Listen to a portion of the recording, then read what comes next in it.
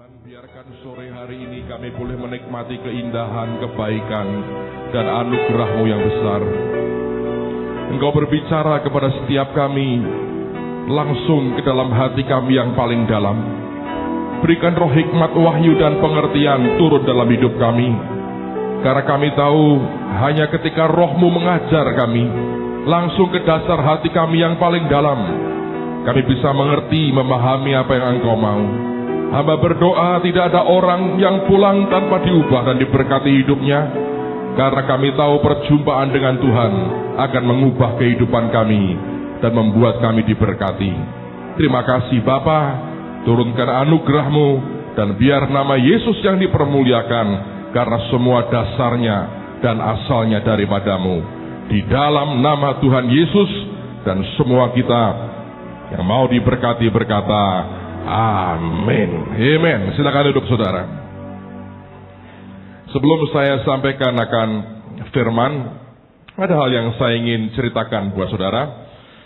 Saya makin lama makin belajar bahwa hidup kita ini seperti sebetulnya tidak lebih dari bejana tanah liat.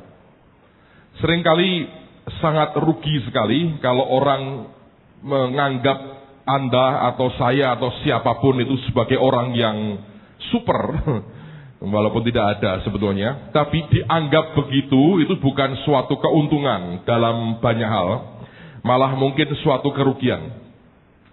Saya ceritakan kepada saudara 2 minggu yang lalu, kalau saudara masih ingat, sebetulnya saya khotbah dan kemudian selesai saya turun duluan. Nggak biasanya saya tidak sampai selesai, saya ke belakang. Sebetulnya karena saya pernah katakan, dokter berkata bahwa ada tifus, saya kena tifus, walaupun bukan jenis yang berat dan tidak harus di rumah sakit.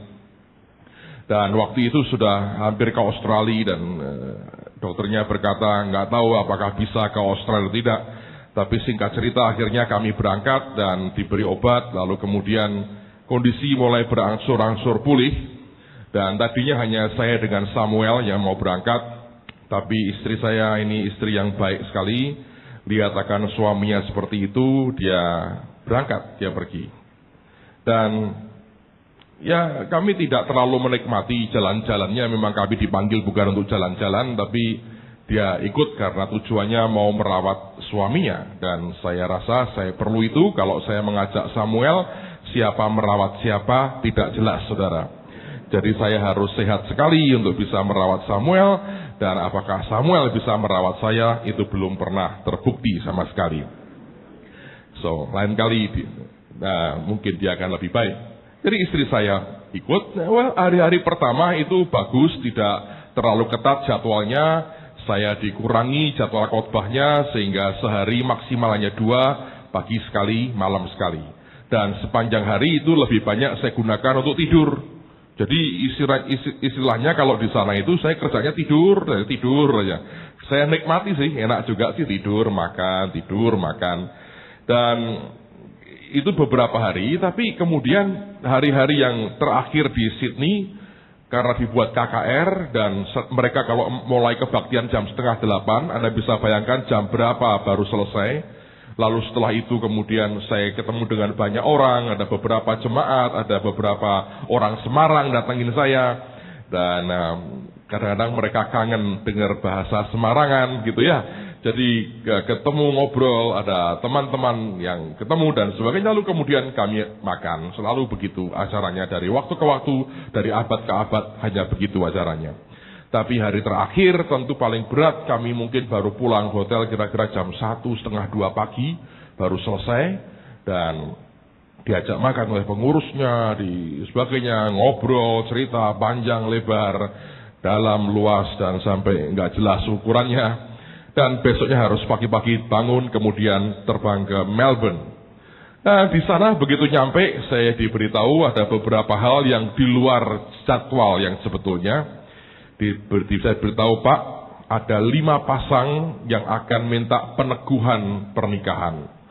Wah, tadinya saya pikir 5 oke lah, kita pernah buat 37 ya toh saudara ya. 5 masih dalam taraf oke. Dan ada 2 yang mereka sebagian besar dari latar belakang saudara sepupu kita. Dan tapi ada 2 dari 5 itu yang suaminya orang Australia, orang bule. Jadi menarik juga, saya pikir ya oke, saya kerjakan hari pertama saya KKR biasa dan saya cukup kagum juga ada banyak gembala sidang gereja-gereja setempat yang ikut hadir di KKR itu. Dan hari berikutnya itu yang ditunggu orang, lalu ada 5 pasang. Setelah memberkati 5, ada 1 pasang lagi yang tidak terdaftar, ikut KKR, melihat begitu tergerak. Dia bilang, itu kenapa kok didoakan lagi?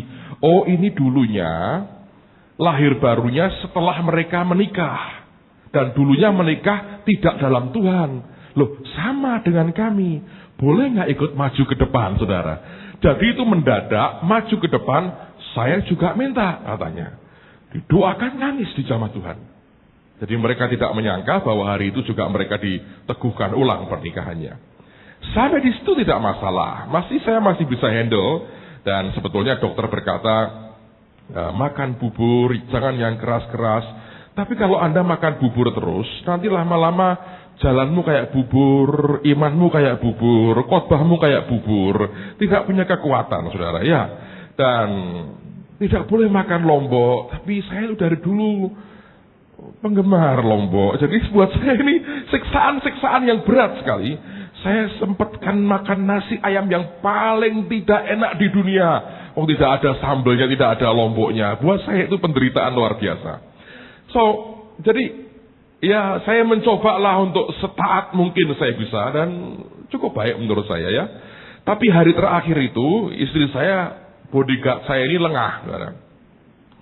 Dia ngerawat saya baik. Saking baiknya sampai anak saya ngomong gini, Papa, jadi orang sakit itu enak ya katanya. Ngelihat bagaimana istri saya merawat saya. Saya bilang jangan. Sehat itu yang luar biasa. Jangan mau sakit, saya bilang. Nah, dia ada istri hamba Tuhan, konseling sama dia.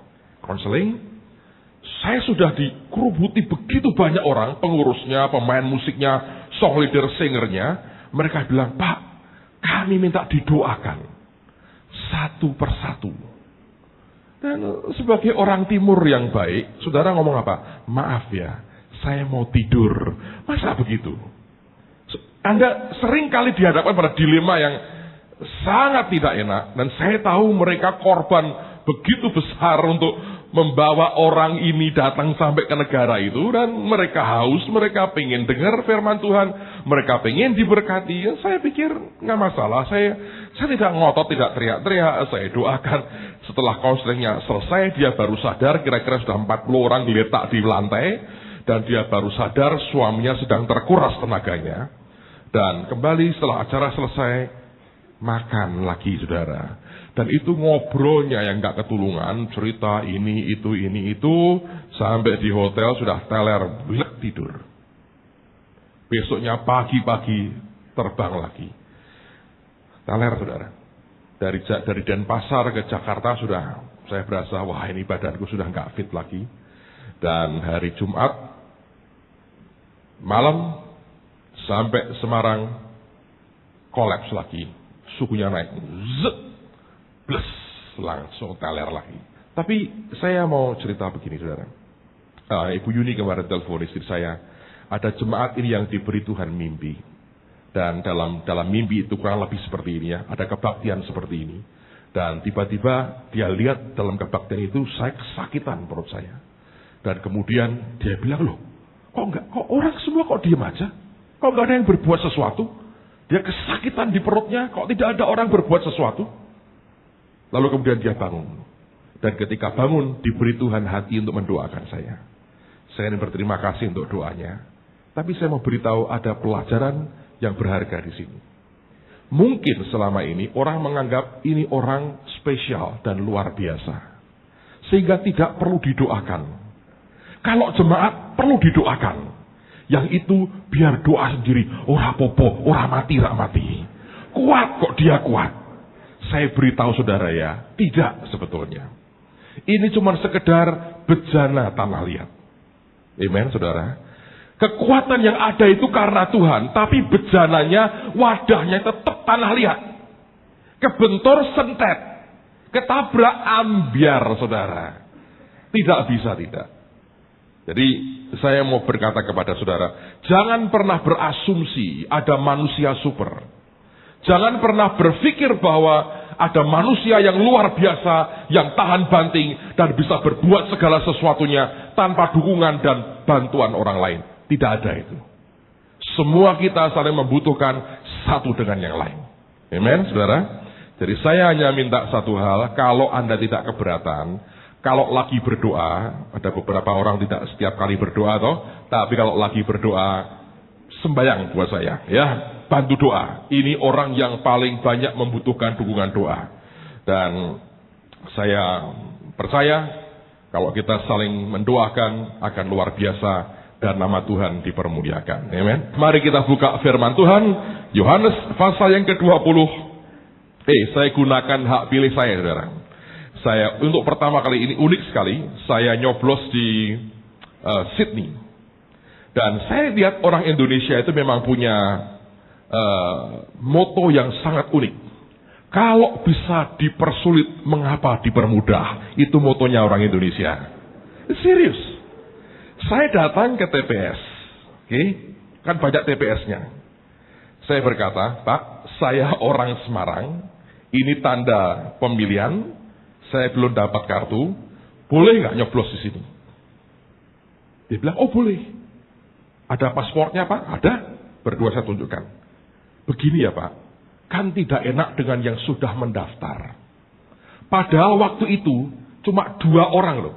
Yang lagi nyoblos dan tidak ada orang ngantri. Gak ada. Cuma 2 orang lagi nyoblos. Tempat nyoblosnya ada 4. 2 kosong. Tidak enak dengan yang sudah daftar Pak. Jadi Bapak kalau bisa 1,5 jam lagi dah. Loh, saya bilang, kalau sekarang Pak, yang sudah daftar kan tidak enak. Lah kan tidak ada. Ya tapi tidak enak Pak. Angel toh? Mau dibantah wong dia panitianya. Ribut nanti malah tidak boleh nyoblos. Nanti saya dahulukan, prioritaskan kalau Bapak balik sini. Ya oke. Sungguh ya Pak, nanti kembali ya. Oh saya pasti kembali. Saya warga negara, saya sebetulnya sedih banget saudara. Ini pertama kali sejak saya punya hak pilih tidak nyoblos, ini pertama kali. Akhirnya saya balik, antrian panjang. Untung teman saya ini nekat orangnya. Pak, kami datang lagi Pak. Oh ya. Tunggu di sini katanya. Terus diberi formulirnya, silahkan nyoblos. Lah mbok mau kan selesai toh. Itulah moto orang Indonesia. Kalau bisa dipersulit, mengapa harus dipermudah? Ojo tiru-tiru saudara, nanti berkatnya repot buat kita. Amen. Ini pengalaman bagus. Yohanes pasal yang ke-20, lihat mulai ayat yang pertama. Yohanes pasal 20 ayat yang pertama, pada hari pertama minggu itu, pagi-pagi benar, ketika hari masih gelap, pergilah Maria Magdalena ke kubur itu dan ia melihat bahwa batu telah diambil dari kubur. Kalau Anda baca ayat ini, menarik sekali. Ini yang pernah dilepaskan Tuhan dari begitu banyak roh jahat. Dan orang yang begitu banyak mendapatkan pertolongan dan anugerah Tuhan. Orang seperti ini yang biasanya hatinya sungguh-sungguh melekat kepada Tuhan. Makin banyak kita terima kemurahan Tuhan, makin besar kasih kita kepada dia. Ayat yang berikutnya. Ia berlari-lari mendapatkan Simon Petrus dan murid yang lain yang dikasihi Yesus. Dan berkata kepada mereka, Tuhan telah diambil orang dari kuburnya dan kami tidak tahu di mana ia diletakkan. Maka berangkatlah Petrus dan murid yang lain itu ke kubur. Keduanya berlari bersama-sama, tetapi murid yang lain itu berlari lebih cepat daripada Petrus, sehingga lebih dahulu sampai ke kubur.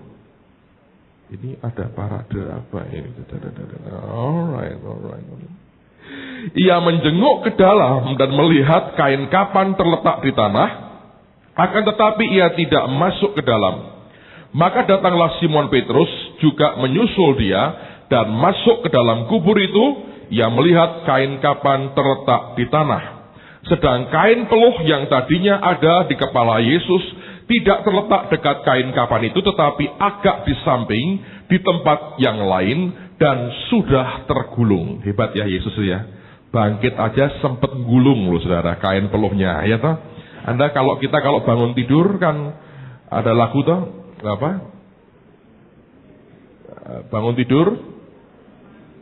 Oh, enggak lah. Masa terus mandi ya? Datang nyembah Tuhan dulu kan? Tidak lupa membersihkan tempat tidurku. Yesus sudah berbuat itu saudara. Dia bangun dari kematiannya, dia gulung bekas untuk kain peluhnya.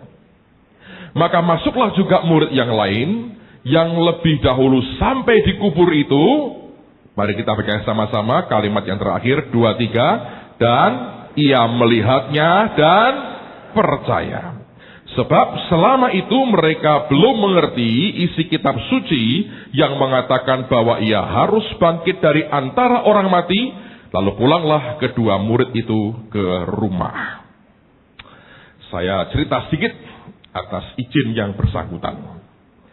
Hari Jumat, anak saya Sasa ini, selama ini saudara, dia kesulitan ngomong R. Itu susah buat dia. Dan itu pergumulannya. Dia ingin sekali, Papa aku mau kepingin ngomong R katanya. Dan kita selalu berkata, berdoa Sasa, nanti Tuhan bisa buat lidahmu itu bisa ngomong R. Ada di sini yang juga susah ngomong R? Ada? Laler? Gitu ada? Tidak ada ya? Semua oke? Oh, kadang-kadang kita malu tapi memang begitu. Dan sekarang karena dia pindah di sekolah internasional, bahasa pengantarnya bahasa Inggris, dalam bahasa Inggris tidak ada kata R. R dibaca R, saudara. Jadi nggak masalah, tidak terlalu masalah. Tapi bagi anak saya ini, itu persoalan. Sampai satu hari Jumat yang lalu saya pulang dari Australia. Begitu sampai di rumah, dia sambut mamahnya, dia sebut papahnya. Ketika dia peluk mamahnya, terus dia peluk papahnya, anak saya ngomong begini, Papa, aku sudah bisa ngomong R. Terus dia bilang, coba dengerin Pak. Percaya katanya. Dan khotbah malam ini berjudul Percaya. Coba ngomong kepada sebelah saudara, tunjuk berkata, percaya. Sing banter saudara, percaya.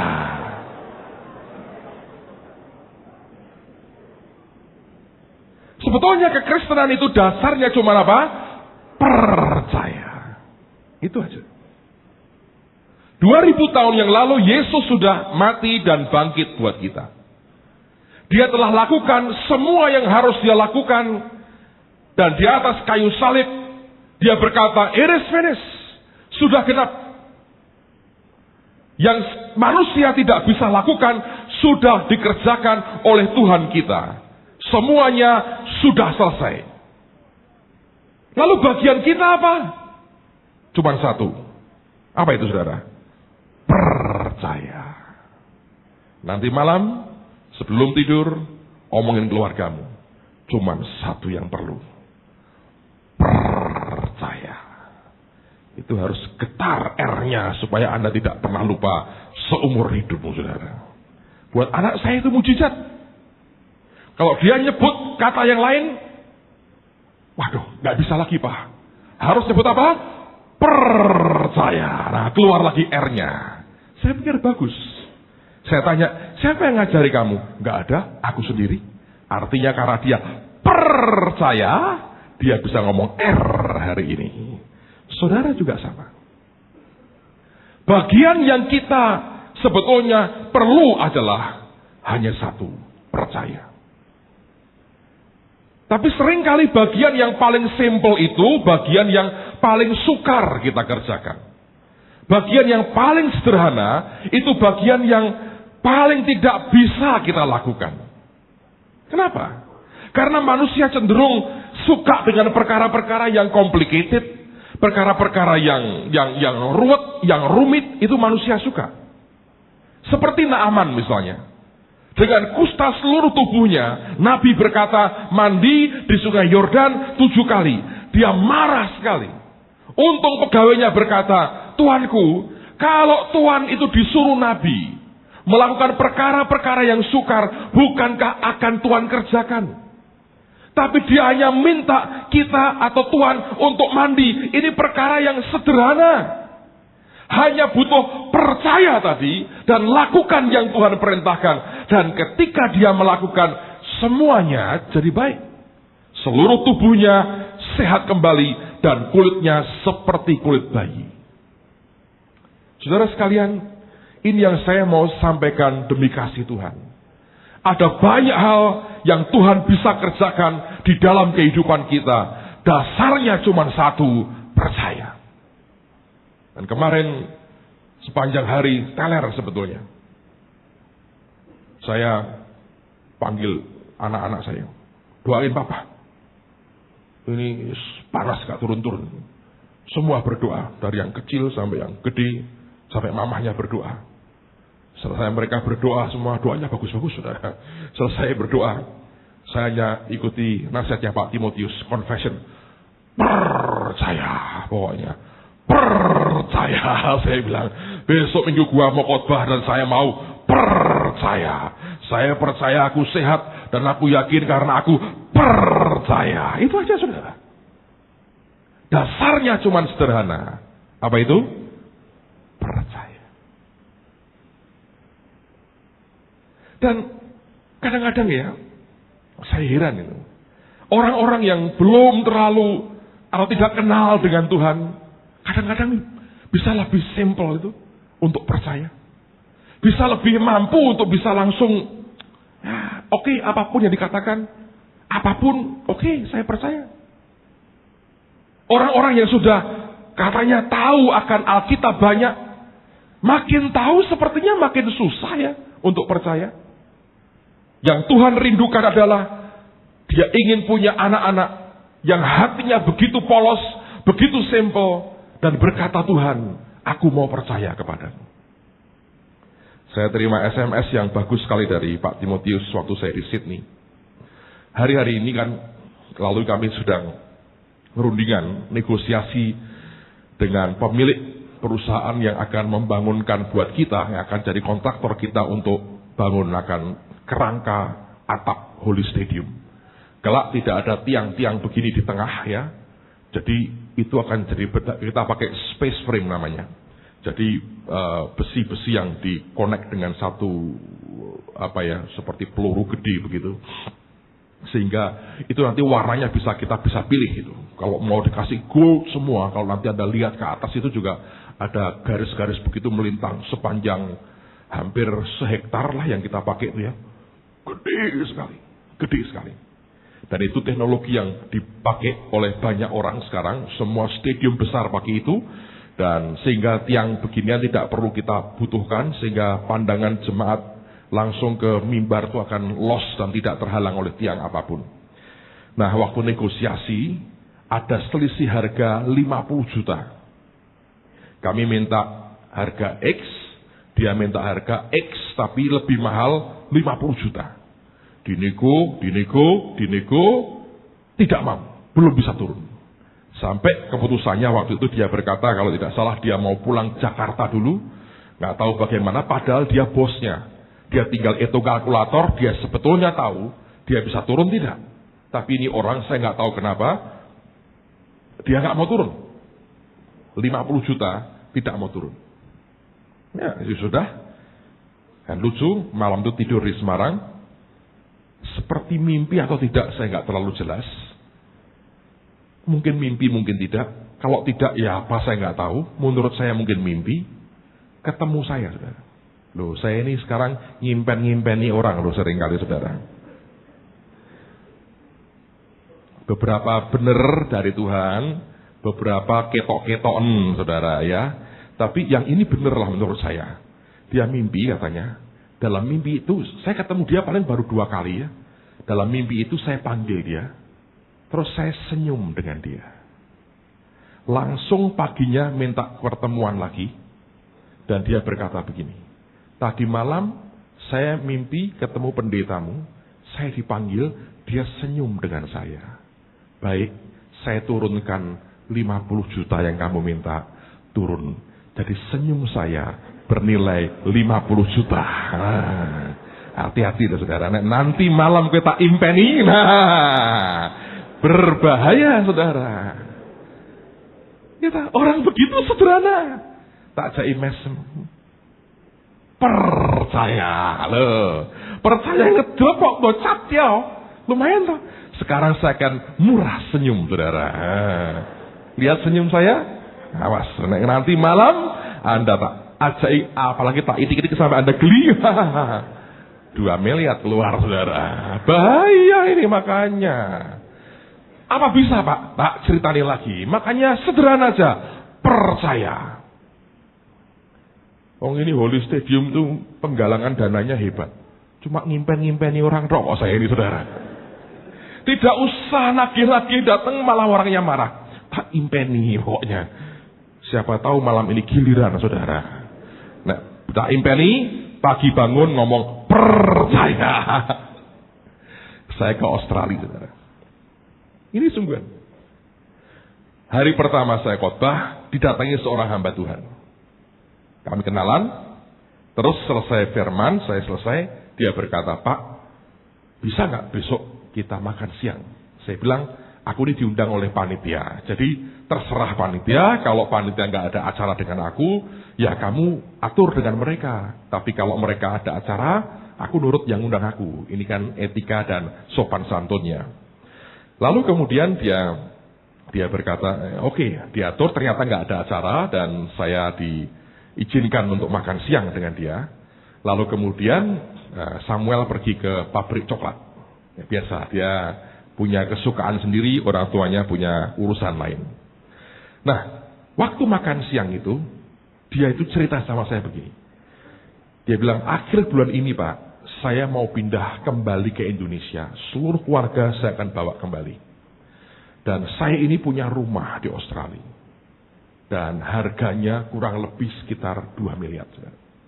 Kurang lebih, bisa lebih mungkin.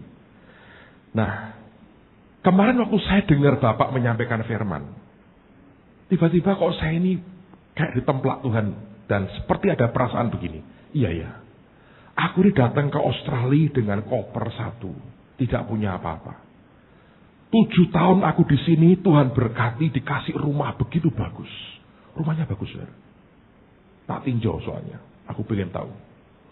Terus, sekarang mau tak jual. Kok aku tidak pernah tanya Tuhan ya? Kalau aku jual ini uangnya buat apa? Apa yang mesti buat saya? Apa yang mesti itu milik saya? Kan belum tentu tuh. Jadi saya berdoa Pak tadi malam itu mau tidur. Tuhan, aku ini selama ini kok keliru ya. Barang yang aku dapatkan dari Tuhan ini kok seakan-akan ini pasti milik saya. Jangan-jangan Tuhan punya maksud tertentu untuk hal-hal ini. Malamnya mimpi ketemu saya, saudara. Ayo, medeni tuh. Dan saya tidak berkata, oh ya puji Tuhan Pak, kalau begitu sudah jelas toh. Makanya ini bank account saya ya, Holy Stadium. Enggak. Jangan pernah paksa orang, jangan joroki orang, saudaraku. Biar terjun sendiri dengan imannya. Anda jorokno gelagapan, Anda yang salah. Saya bilang, sembayang saja. Terus dia bilang, Pak saya minta nomor HP-nya. Saya akan SMS perkembangan rumah ini nanti bagaimana. Saya akan beritahu Bapak. Saya pulang, saya mikir ya. Heran ya. Ada orang yang hanya begitu saja. Tapi mau percaya. Orang lain sampai dikasih bukti, dijelaskan, dikhotbahi, dikasih pelajaran 5 session, 15 session, diomongin begitu banyak. Tapi nggak nolong. Dan saya belajar dari waktu ke waktu. Seringkali banyak orang yang bisa dan mau percaya dengan sederhana sekali. Seperti yang Tuhan mau. Saya berdoa, Anda dan saya mulai belajar hidup dalam kasih karunia Tuhan. Coba buka Yohanes pasal yang pertama. Nanti malam kalau mimpi saya jangan salahkan saya loh saudara ini. Memang tak sengaja tak impeni. Enggak. Saya tidak orang iseng. Dan tidak bisa saya ngimpen-ngimpeni saudara. Yohanes 1 ayat 12, 16, 17. Tetapi semua orang yang menerimanya diberinya kuasa supaya menjadi anak-anak Allah, yaitu mereka yang percaya dalam namanya. Ayat 16. Karena dari kepenuhannya kita semua telah menerima kasih karunia demi kasih karunia. Saudara perhatikan ya. Yaitu mereka yang percaya dalam namanya. Ayat 16. Karena dari kepenuhannya kita semua telah menerima kasih karunia demi kasih karunia. Saudara perhatikan ya. Orang untuk jadi anak Allah syarat cuma satu, percaya. Begitu jadi anak Tuhan, dia terima kasih karunia demi kasih karunia. Terus dikatakan, sebab hukum Taurat diberikan oleh Musa, tapi kasih karunia dan kebenaran datang oleh siapa? Yesus Kristus. Mengapa kita perlu percaya? Untuk saudara menikmati kasih karunia demi kasih karunia, tidak ada cara lain kecuali kita percaya. Kalau hukum Taurat, Anda perlu pelajari Taurat ini. Anda perlu lihat ABC-nya, 1, 2, 3-nya. Tapi untuk Anda menikmati yang namanya kasih karunia Tuhan, dibutuhkan hanya percaya. Karena itu landasannya, itu saja landasannya. Tapi seringkali, hal yang paling simple itu, yang paling berat, saudara. Saya ketemu dengan seorang hamba Tuhan. Sekian tahun lalu dia pernah melayani kita. Waktu kita masih kecil, kira-kira baru 400 orang di tengah-tengah kita. Ibu ini peka dari luar negeri. Dan dia bernubuat, dia menyampaikan firman Tuhan, dia melayani banyak orang. Keliling dunia juga. Mungkin lebih banyak dia dari saya. Dia gak ada gereja dan dia keliling begitu. Kami makan siang bareng pada siang itu bersama dengan teman tadi yang mimpi ketemu saya itu. Dan kemudian saya cerita, saya share dengan dia apa yang Tuhan kerjakan. Karena dia tanya apa yang selama ini kamu alami, apa yang gereja alami. Jadi saya cerita dengan bebas. Tiba-tiba dia berkata begini, Pak Petrus, dia bilang, mengapa kelihatan begitu gampang buat kamu dan sukar buat saya? Ini orang kesekian yang punya karunia hikmat marifat dan pelayanan kenabian yang ngomong seperti itu dengan saya. Saya bilang, maksudmu apa? Kamu cerita apa yang Tuhan kerjakan, berkat yang Tuhan beri. Sepertinya begitu gampang dan kamu dengan begitu ringan kamu mendapatkannya. Tapi, mengapa susah buat saya? Saya bilang, I don't know. Saya tidak tahu. Tapi pembicaraan kami berlanjut. Dan ibu ini berkata, boleh nggak saya bicara terbuka, jujur apa adanya? Saya bilang, boleh. Dia berkata, aku ini seorang ibu. Anakku 3. Umur 23. 21 dan 20 kalau tidak salah. Perempuan 3. Aku ada suami yang baru saja pensiun dari pekerjaannya. Sekarang ditambah dengan ibuku ikut dengan aku. Tapi aku tinggal di satu rumah yang hanya dengan satu tempat tidur dan satu kasur single bed yang untuk 2 orang nggak bisa. Aku tidak punya tempat tidur lebih dari 1. Sekarang karena ibuku di situ, tadi sebelum ibuku bergabung dengan aku, anakku 3 tiap hari rebutan tidur di kasur. Aku dan suamiku tiap hari tidur di lantai. Sekarang karena ibuku ikut dengan aku dan dia sudah tua, tentu kami berikan kasur buat dia. Nangis ya. Orang tidak pernah menyangka aku bisa berdiri di mimbar. Aku melayani banyak orang. Aku memberkati orang, aku menubuatkan orang akan diberkati. Aku memberitahu yang Tuhan mau kerjakan. Tapi aku sendiri hidup seperti itu. Dan seusiaku ini tidak kuat lagi aku tidur di lantai begitu.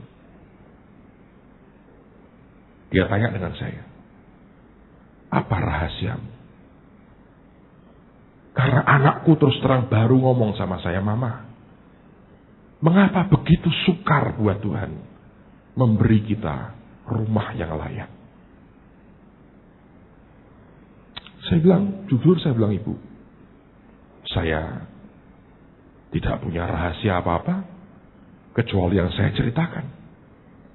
Ya, tapi kan Bapak ini selama ini ceritanya kesaksian. Ya.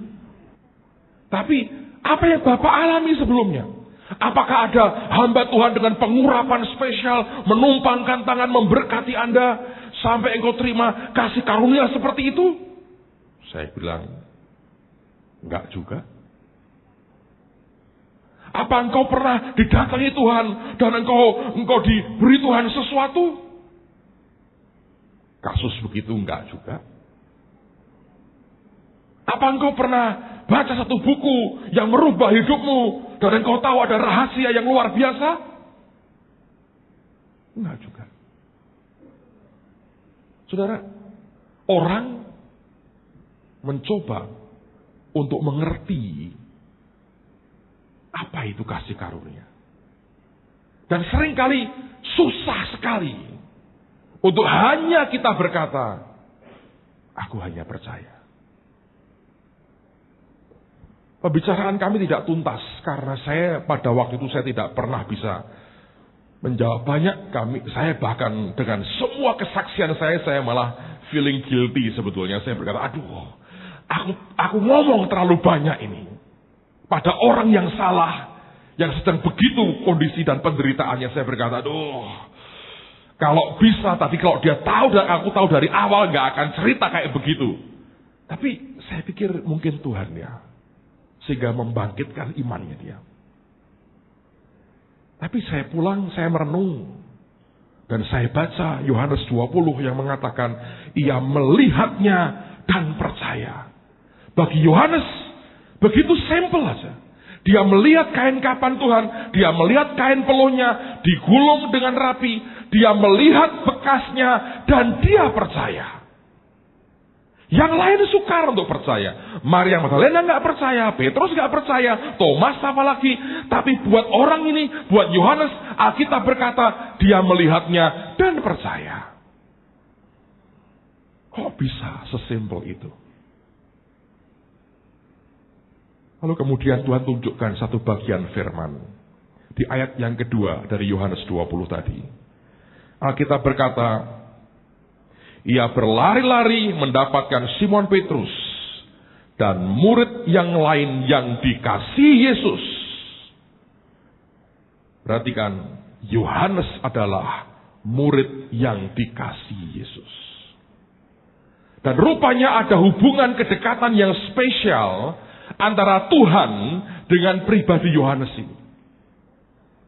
Yohanes ini murid yang pertama ikut dengan Tuhan. Ketika ditanya apa yang kau mau, dia berkata, di mana engkau tinggal? Yohanes yang sama, yang berani menyandarkan kepalanya di dada Tuhan. Dan Petrus harus tanya lewat Yohanes tentang siapa yang dimaksudkan ketika Tuhan berkata, ada di antara mereka yang akan mengkhianati dia. Dan pada saat menjelang kematiannya, semuanya bubar meninggalkan Tuhan. Hanya Yohanes yang menyertai sampai detik terakhir kematian Yesus. Dan kepada Yohanes inilah dia titipkan Maria. Dia berkata, ibu, ini anakmu. Dia berkata kepada Yohanes, ini ibumu. Dan dia berkata, sejak hari itu kita mengatakan, Maria tinggal bersama dengan Yohanes. Orang ini punya kedekatan yang sangat spesial dengan Tuhan. Kalau kita mengizinkan Roh Kudus membawa kita dalam hubungan yang dekat dengan Tuhan, saudara, engkau akan mengalami anugerah Tuhan yang luar biasa. Akan membuat kita lebih simple, lebih sederhana, dan mudah percaya. Zaman ini zaman yang ruwetnya luar biasa. Kekacauan, tekanan hidup, ngeri sekali. Tadi pagi Pak Mul cerita dengan saya. Ada orang utangnya banyak. Dia datang ke paranormal. Ini sungguh true story, saudara. Baru kejadian. Anak rumah damai tahu. Datang. Terus ini orang ngomong gini. Kamu harus ke Gunung Pati. Di sana nanti ada tempat digambarkan begini, begini. Arahnya begini. Nanti ada tempat rehab di sana. Di situ tinggal Bapak Haji Mul dan Hajah V. Mereka punya pohon talas berbuah pisang. Itu kalau dipetik daun talasnya, kamu pegang, kamu berikan itu jadi uang bayar utangmu. Dan dia sudah tolong banyak orang. Tadi Pak Haji Mul yang cerita sama saya.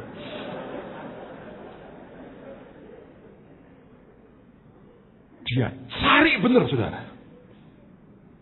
Cari betul. Dideskripsikan, digambarkan, tanya orang, rehab Pak Haji Mul. Cuman satu Gunung Pati. Yaitu suaminya Hajah V tadi.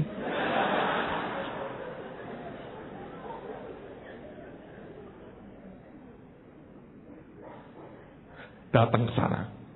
Ngotot kepengen ketemu. Diomongi teman yang lain, bilang, enggak, aku harus ketemu Pak Mul. Pak Haji Mul harus ketemu saya. Ketemu, dia cerita. Dia bilang, Pak Haji, kalau sungguh ada, jangan sembunyikan Pak. Beri saya satu aja. Saya bayarkan utang saya. Coba bayangin. Saya dengerin, saya bilang, waduh. Ini orang luar biasa ya. Akhirnya didoakan. Diajari. Oh, talas berbuah pisang. Hadapi orang yang Anda utang. Itu talas berbuah pisang. Saya pikir dunia ini lagi kacau. Sampai dijalani kayak begitu, saudara. Ini paranormalnya juga ngawurnya luar biasa. Tapi heran ya, bisa cocok hanya, bukan judulnya ya, apa itu, gelarnya aja, keliru.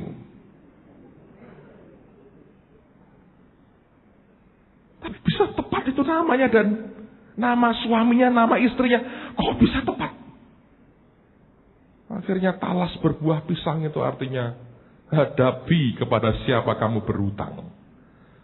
Dan saya belajar, anak Tuhan, kalau Anda tidak hati-hati, engkau juga dengan gampang jatuh ke begitu-begitu.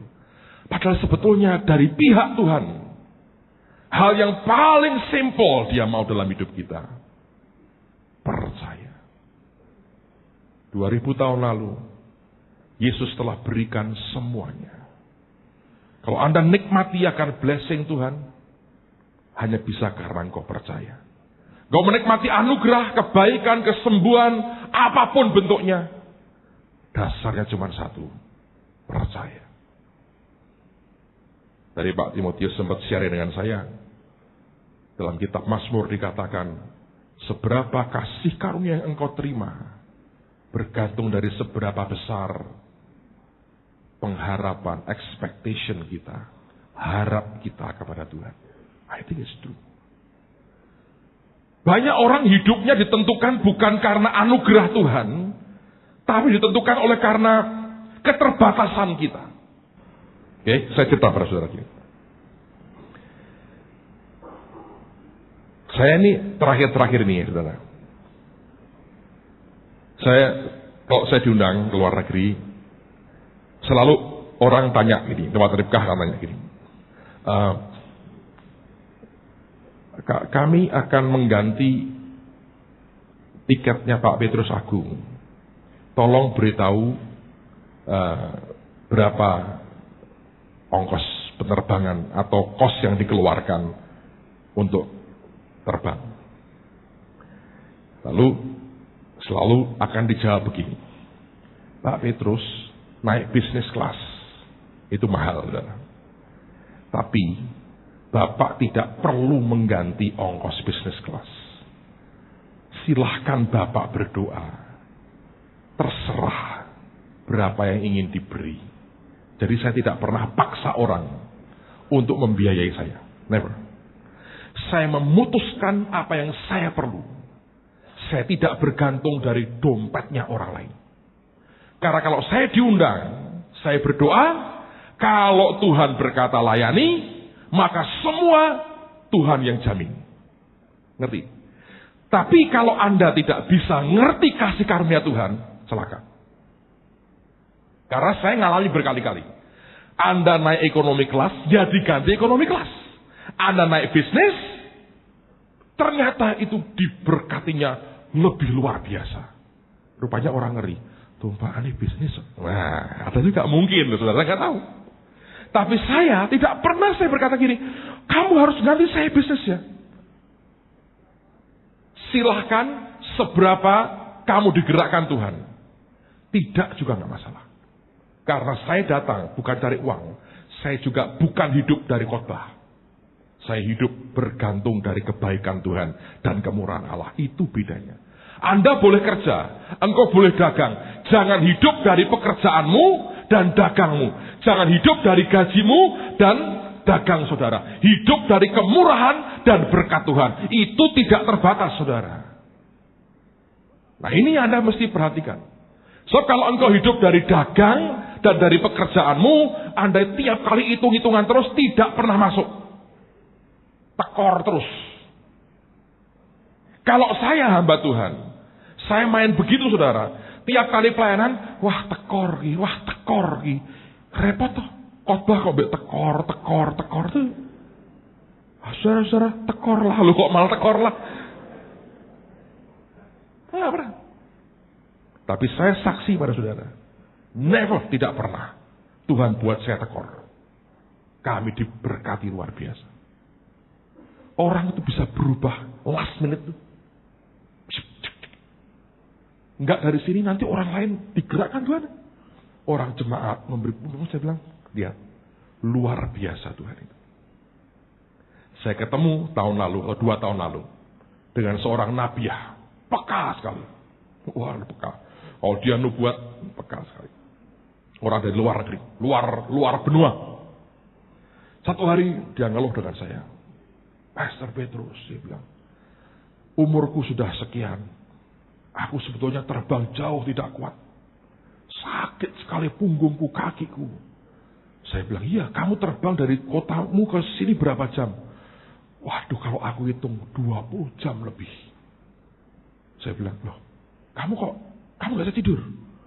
Penuh sekali pesawat itu. Sampai kami duduk begini, gede badannya suami istri. Saya melungker begini, tidak bisa bergerak. Dan pesawatnya lagi banyak goncangan, tidak bisa bergerak. Dan itu saudara ya, ada namanya ekonomi kelas sindrom kelas ekonomi. Itu kalau Anda terbang begitu jauh, Anda tidak gerak-gerakkan kakimu, itu darah bisa gumpal di kaki. Itu bisa mati loh. Di Amerika beberapa kejadian terjadi. Orang terbang jauh sekali. Ada perempuan mau kawin. Rupanya gitu ya, goyang, tidak bisa banyak bergerak. Jadi darah itu ngumpal di kaki.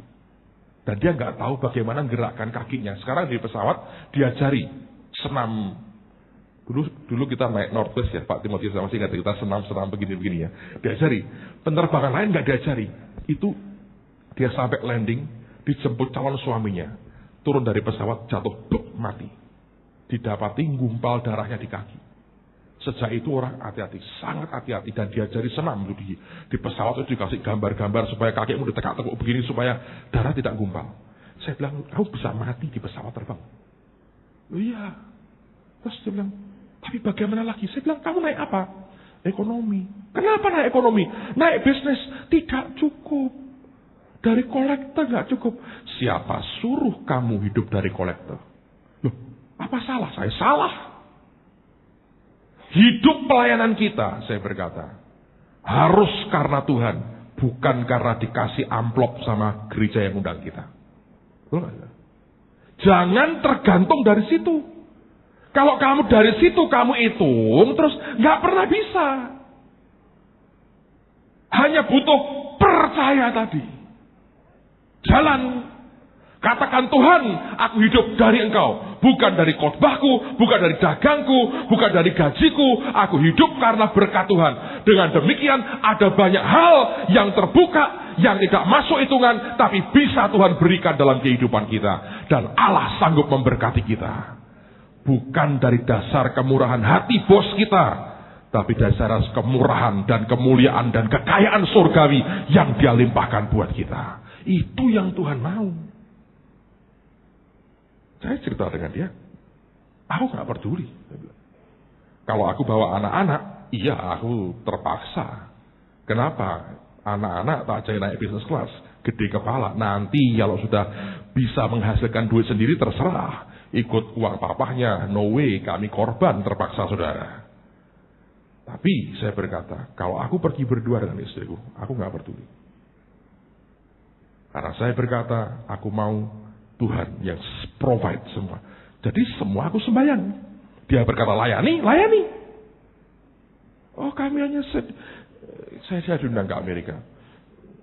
Kami hanya bisa mengganti tiket Pak Petrus Agung 1 orang saja. Saya bilang sama Ripka, balesin aja. Untuk tiket tidak usah jadi masalah Pak. Kami tetap hanya berprinsip, silahkan bapak-bapak berdoa mana yang Tuhan mau. Terus dibalasi, baiklah kalau begitu 2 orang kami bayari lah, ya tak? Tidak apa-apa. Kalau berkata, wah nggak bisa, istriku harus ikut. Ini yang ngerawat aku. Kalau panas yang ngompres aku istriku. Lah malah padu di email saudara. Goro-goro duit, saru tuh. Iya tak? Pendeta kok ribut duit di email tuh? Nah urusan kok saya. Bukan karena kita ini sembarangan. Tapi hidup bergantung dari berkat Tuhan. Dan saya berdoa, Tuhan mengajari semua kita. Satu aja yang penting. Apa saudara? Percaya. Amen. Sederhana. Saya tidak tahu Anda selama ini dari mana income, salary, gajimu, penghasilan saudara. Bagus kalau Anda punya itu. Tapi ingat satu hal ini. Jangan bergantung pada itu. Bergantung kepada berkatnya dan anugerahnya. Itu jauh lebih luar biasa. Sebab kalau kita mengandalkan yang kita biasa terima dalam hidup kita, engkau dan saya membatasi Tuhan. Tapi kalau kita bergantung ke Tuhan, Dia Tuhan yang tidak terbatas. Dia Allah yang luar biasa. Dia Tuhan yang sempurna. Dan Dia Tuhan yang limpah kebaikannya. Amen. Mari kita berdoa sama-sama. Berdiri sama-sama saudara. Arahkan hatimu kepada Tuhan.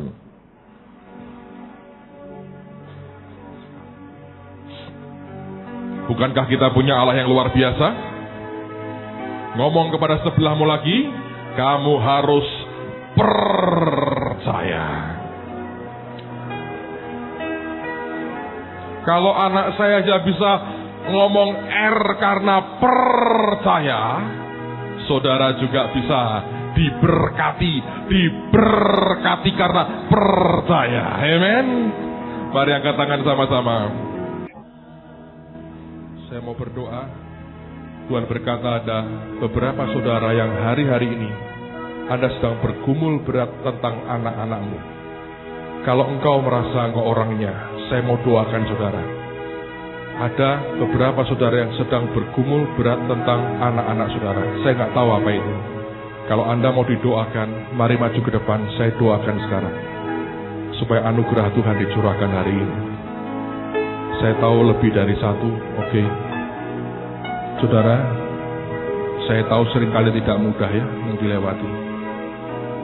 Mari percaya saja. Yang lain saya minta angkat tangan. Mari satukan iman, satukan hati. Percaya saja. Saya juga orang tua dari 3 anak. Yang lain juga orang tua dari anak masing-masing. Tuhan, kami satukan hati pagi ini. Kami mau percaya, Tuhan. Kami mau percaya, Tuhan. Kami mau percaya, Tuhan. Kami mau percaya, Tuhan.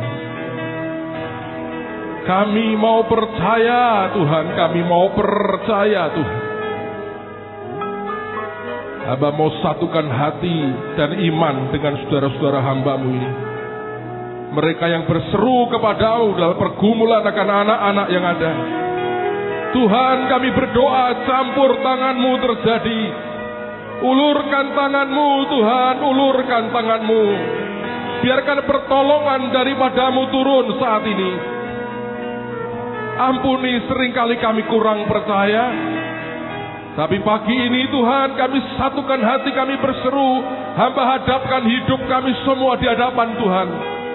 Kami mau berkata, kami percaya, kami percaya, kami percaya, kami percaya Tuhan. Kami percaya, kami percaya, kami percaya. Kami percaya, kami percaya. Shatakara mashatakara bata satakara bata karala mataka. Oh rasete koromo sete karama satakara matu sete karala. Ira sonto koromo sete kiremete koria lama lamata. Kami percaya Tuhan, kami percaya. Tidak ada yang mustahil, tidak ada yang mustahil. Sete koromo soto koromo sete kiremete karala mata karala mata. Kami percaya Tuhan, kami percaya, kami percaya. Kiara lama sete kiremete soto koro sete kiara lama tasataka. Sete koro soto koro sete kiremete kasata. Nasanta kara lama sata kara bata kara lama taka. Kami mau percaya Tuhan, kami mau percaya, kami mau percaya, kami mau percaya. Kami percaya anak-anak kami diselamatkan. Kami percaya anak-anak kami dipulihkan. Kami percaya anak-anak kami diberkati.